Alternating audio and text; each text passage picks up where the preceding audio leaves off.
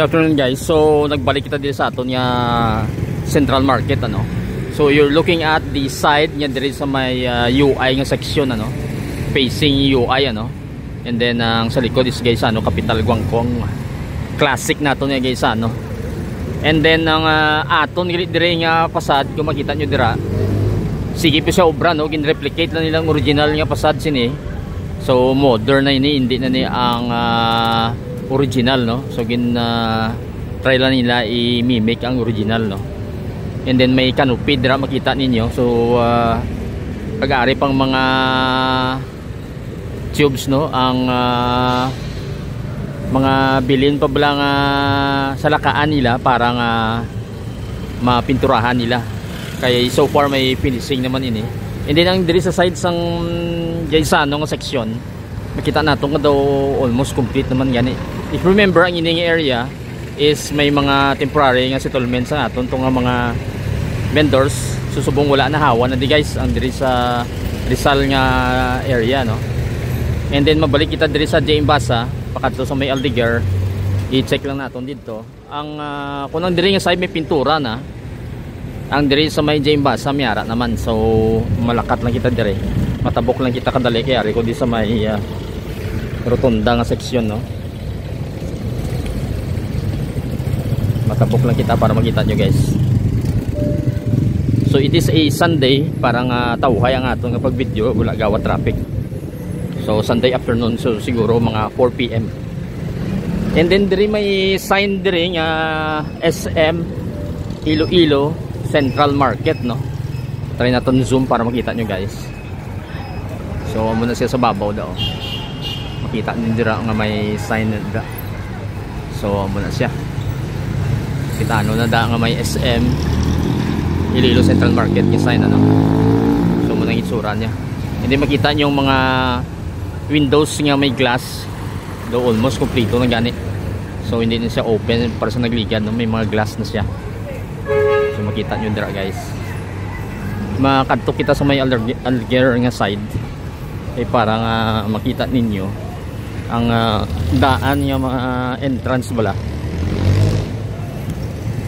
I think amo na ang ilang daw ginagamit anay nga main entrance kay sa may facade amo ginang original nga main entrance. So daw wala pa siya mahuman. So ihulat tong paguro matapos kag matotally ma-utilize ang dito nga entrance no.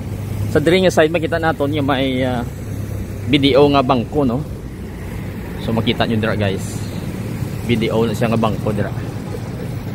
And then sa kilid niya, sa likod niya is just other nga mga commercial no. Like balaysing amo nga bakery, kagang steak and cafe no nga kalan-an. So madamo pa na diri ma-open. So damo pa na sila diri nga ma-open later on ano. So mula ni silang nag-una nga diri nga nagpisto. So makadto kita sa Aldeguer nga side no. Okay, para makita niyo ang entrance. Try naton nga mag video dito sa sulod. Matabok kita dire. If you remember ang dire nga side is puro na di mga temporary nga vendors nga location sa una. So nahawa na no. So nag two-way traffic na ni, full na nga two-way traffic. So manginapat na sa ka-lane. Nga sa una ginamantin na naton nga duwa lang ka-lane tungod kay ang half sang road is ginokupar sang aton yung mga vendors. Ang atong galing atiran sa tower no. So basically na-reach yun ang top niya no. So interior na lang na. So maybe another year or more or less 1 year. So sobra kag mahuman na ina tanan no. Closer look sang aton nya BDO. So ari diri ang bangko nga ni BDO siya no. Malakat kita dire pakadto sa sulod. Ang dire gali may nakita kong duwa ka logo. Iloilo government, city government kagang SM nga logo no. So duwa na da siya guys. Makita nyo dira. So art deco ang structure, makita naton. May mga stripes. Sharp ang mga corners. Kay art deco ang aton nya design. So Hindi gali diyan ba sa snart gali to guys ang ginalinan naton. So dire ang entrance guys. So matry kita masulod. I think though 4 AM till 9 PM ang ilang market schedule, no, ang opening nila. So masulod kita dire. So usual nga entrance, no. Parehas ang atong terminal market. May mga old photos sa aton nya central market. Ang iconic naton nya pasad ari sa tunga. So naka black and white siya, no. Mga retro photos. May sign din sa pupoys ang popular din nga batsuyan sa may central market. May welcome dire kag may parehas ang atong terminal market. May nakabutang dire kung ano nga floor kag ano ang mga assignment, no. Diba, ground floor may fish and meat, second floor grocery, no. Third level mga dry goods, no. So muna ang dire nga area may mga uga na section. So muna siya. And then ang sa piyak nga side is may mga lighting na siya, no, kompleto na. Partly ginoccupy na ini. Same din sa aton nga terminal market. May water mga pipes, no, pang tubig bla guys. Dagang ilang drainage sa dalom guro. So muna ang may mga isdaan kag may mga meat section. So lapos dito sa may Rizal nga exit or I think Guangco nga exit, no.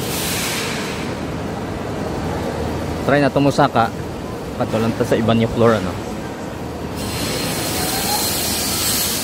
So though mas damo ang occupancy, no, ang occupants sa nga atong terminal market compared dire sa central, ano.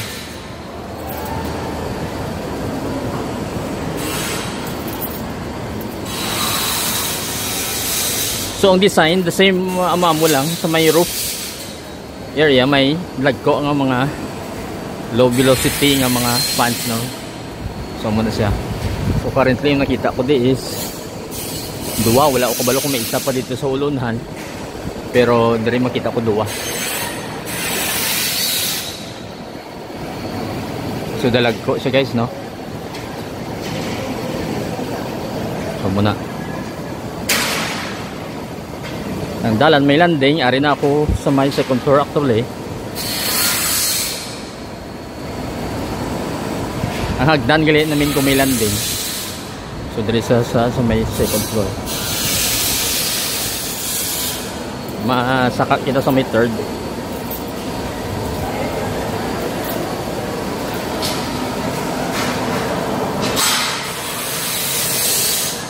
Dire lang kita gali kay masyado pa kaya book, no. Sige pa ang construction sa may third floor. So duwa lang I think ang visible dire is duwa lang kapan. So duwa lang kapan na makita ko dire. So unahan to daw wala na. Amo na yung view sang aton dire. Landing sa third floor, no. Leading sa third floor.